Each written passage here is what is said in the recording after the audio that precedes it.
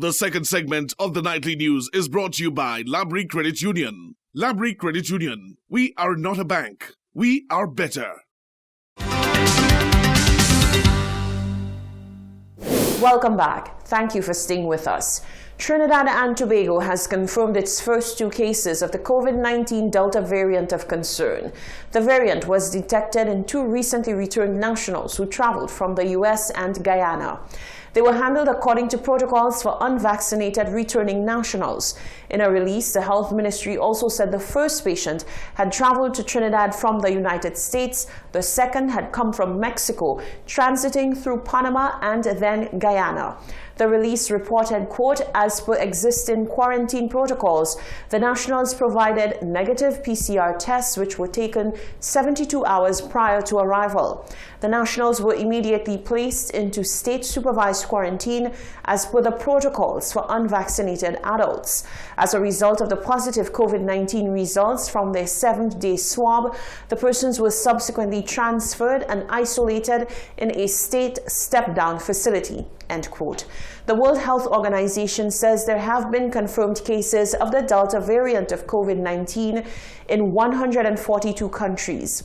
Research has suggested that the Delta variant is more easily spread from person to person than previous variants and is estimated to be 2 to 4 times more transmissible. Additionally, evidence indicates that people who contract this variant may have an increased risk of severe illness and hospitalization. In other news, an anti-vaccine sentiment continues to grow, and the Anglican Church is distancing itself from those who use religion as a reason why they are opting out of vaccination.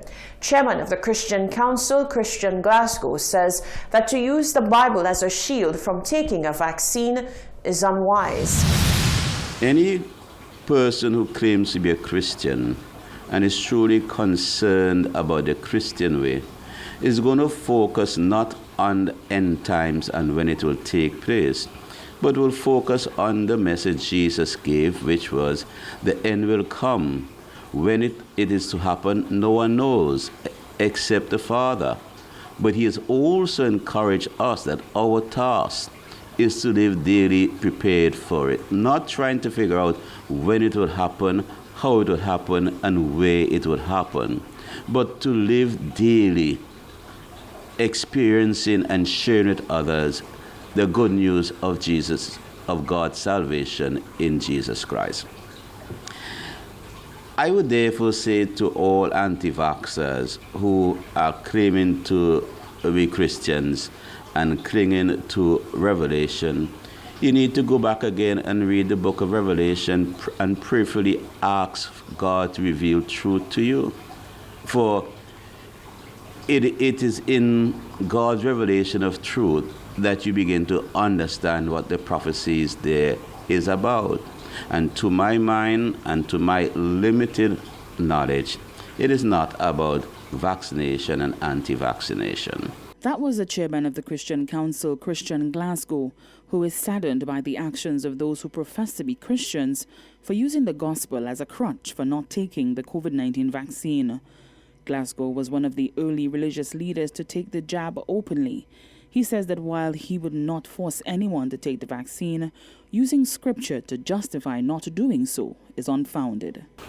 There are those who may want to speak about end-time prophecy relative to vaccination and all of that. And they may want to quote from the book of Revelation, a New Testament book. To begin with, to do so really is to totally misconstrue what Revelation is about. Revelation, as one of the books in the Bible, is out of the Apocalypse, and it speaks, yes, about end times, but it has to be understood in terms of what Apocalypse writings are about.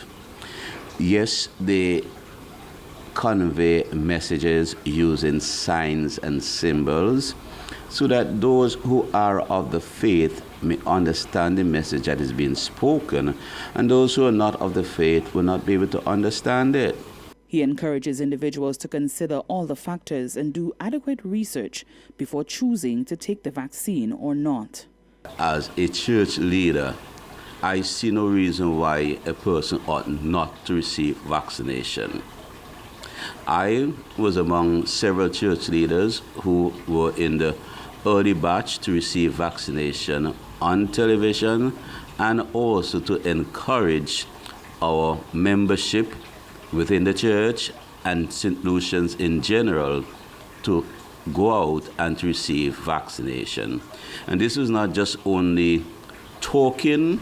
We led the way by, in our case as the Anglican Church, we made our church property on Trinity Church Road available as a center for vaccination. It has been used at least twice already.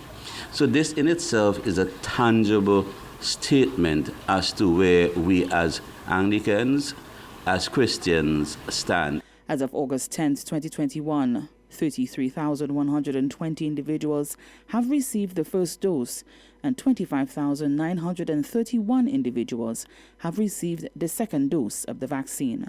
For the Hot 7 News, Nisha Charles reporting. Many have been asking who the Minister for National Security is.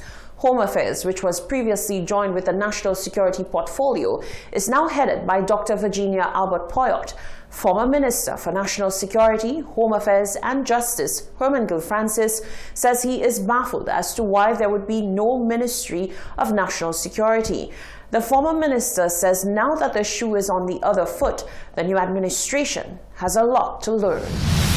On August 5th, the new cabinet was sworn in. All eyes were focused on the new administration as 13 ministers were appointed, which included the 2 independent candidates and 2 parliamentary secretaries. Jeremiah Norbert and Dr. Kenny D. Anthony declined ministerial roles, whilst Norbert agreed to occupy the role of Deputy Speaker. In the end, the breakdown of the cabinet left many questioning who would be in charge of the Ministry of National Security, as one was not announced. Dr. Virginia Albert Poyott was assigned Home Affairs, which fell under the Justice and National Security Portfolio under the previous administration. The former Minister for National Security, Herman Gill Francis, says the decision to separate the departments and not name a National Security Minister is beyond him. They're very smart in what they just did there.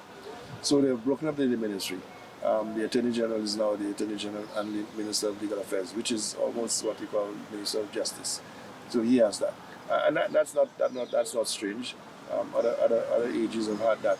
When you don't have somebody in your ministry who has a law degree that can handle that. So in the government there now, there are lawyers there. In fact, I know there's a lawyer. There's 2 lawyers there, Kenny Anthony and Richard Frederick. So one of them could have gotten Home Affairs, Justice and National Security. But they chose not to do that because they know the complexity of that ministry.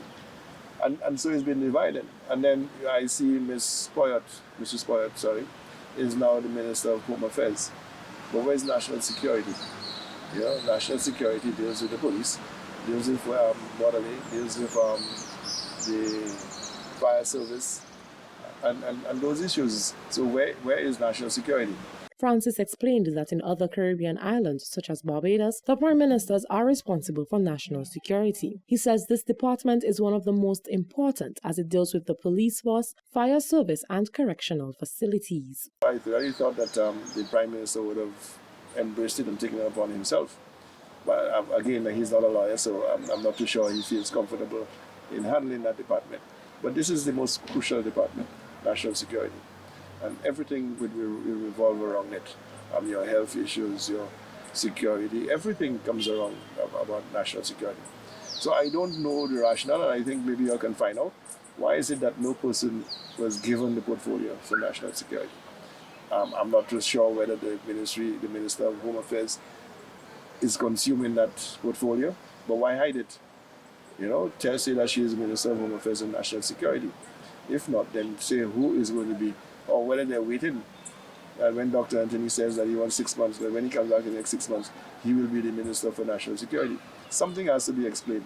This is too important portfolio to be left hanging. The former minister says during his tenure, he received high levels of backlash and blame for the crime situation. Francis says he is waiting to see what comes out of the new administration. Right now, if anything would happen, you can't blame any individual because,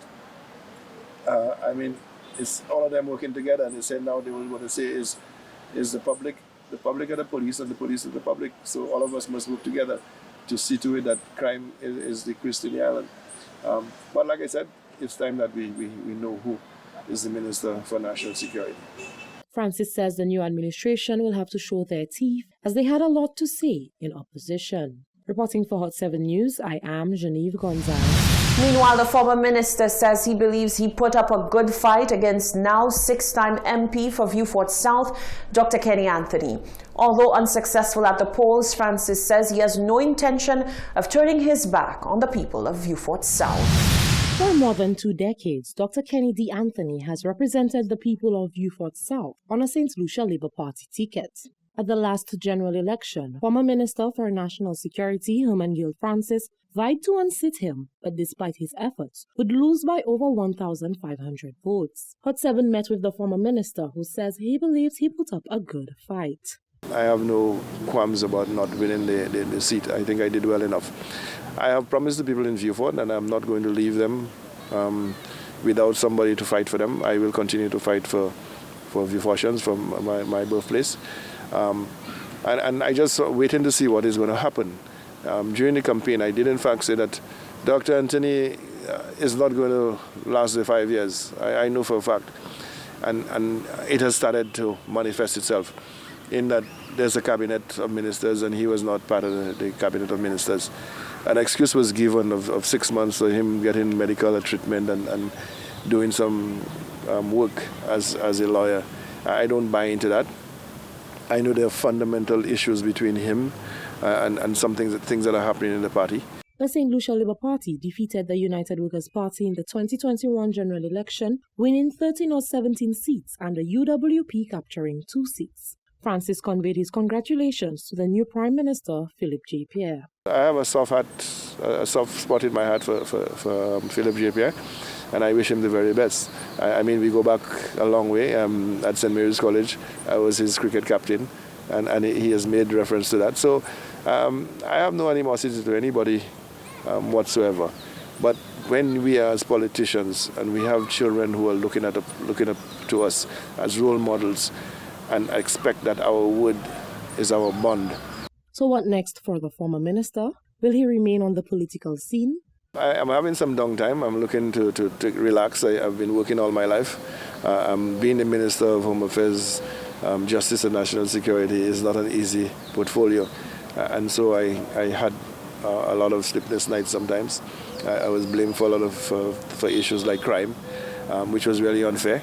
And so I'm taking some downtime, and then later I will decide what I want to do with my life. But in the meantime, like I said, I will be with the people in Vieux Fort. If the opportunity arises very quickly, then I will put myself up again. And if the party accepts my proposals, then I can see myself challenging Dr. Anthony or whoever replaces him in a very short period of time. If it takes longer, if it's more than 3 years, then what I would do is to try to identify with the constituency group somebody in Vieux Fort and work with that individual. Because I think Vieux Fort needs and deserves better. Francis says he is waiting to see what differences the SLP administration will bring to the table. Reporting for Hot 7 News, I am Genevieve Gonzalez. The second Vice President of the National Council on Public Transportation, Michael Flood, says he looks forward to continued collaboration with the new SLP administration. Flood also critiques the Prime Minister's decision to alter COVID-19 protocols but make no changes to the number of passengers allowed on buses. Public transport is one of the more important sectors and can arguably be referred to as the driver of the economy. No pun intended. During the COVID-19 pandemic, the National Council on Public Transportation dealt with a plethora of issues concerning minibus operators and featured numerous consultations that were done primarily with the previous UWP administration. With the new administration headed by Prime Minister Philip J. Pierre, the continuation of these consultations is still anticipated. The second Vice President of the National Council on Public Transportation, Michael Flood, says that in the past discussions with the SLP administrations have always been productive, and he expects nothing less this time round. I must say, I remember under Dr. Kenny Anthony that if there is one Prime Minister I can see who held the public transport sector in high esteem was Dr. Kenny Anthony. And whilst he may not be a member of cabinet, but of course he's a member of parliament, he's a senior member of the Labour Party. And I am hoping that this present Labour Party administration will follow suit with what Dr. Kenny Anthony has done, what Stephenson King did when he was Prime Minister, and what Alan Shastney did when he was Prime Minister.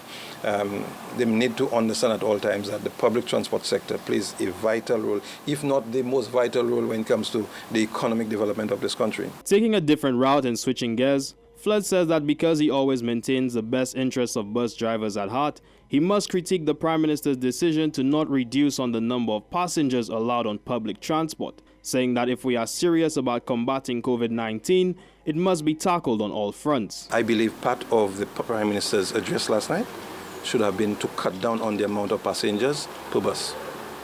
If we're going to tackle it, we're going to tackle it from all fronts. Let us not do a piecemeal thing. As we know, those buses carry 15 passengers. Why should we regulate for businesses? Churches, you're telling me the churches will operate based on the square footage the amount of persons who would attend church service. All right? Why shouldn't it be the same? For whilst I will lose, but my primary concern is the health of our nation. Flood says that the government of St. Lucia has yet to have any dialogue with the NCOPT, but he says that the council is always ready and willing to engage in discussion with them. For the Hot 7 Nightly News, I am Karim Nelson. You're watching the Hot 7 TV Nightly News. There's more after the break. The second segment of the Nightly News was brought to you by Labrie Credit Union. Labrie Credit Union. We are not a bank. We are better.